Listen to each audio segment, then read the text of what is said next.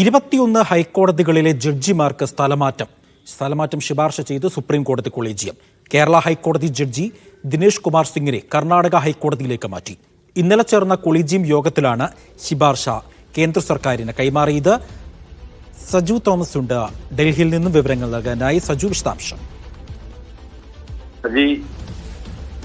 21 ഹൈക്കോടതികളിലെ ജഡ്ജിമാർക്കാണ് സ്ഥലമാറ്റത്തിനുള്ള ശുപാർശ സുപ്രീം കോടതി കൊളീജിയം നൽകിയത്. ഇന്നലെ ചേർന്ന കൊളീജിയം മീറ്റിംഗിലാണ് ഈ ഒരു നിർദ്ദേശം സുപ്രീം കോടതി കേന്ദ്ര സർക്കാരിന് കൈമാറിയിരിക്കുന്നത്.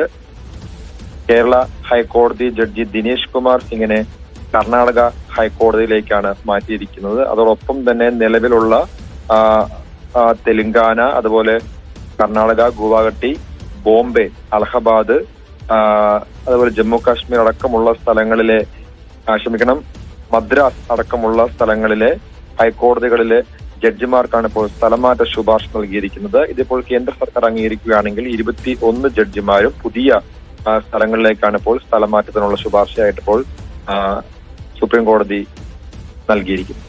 ശരി, സജു തോമസ് ആണ് വിവരങ്ങൾ നൽകിയത്.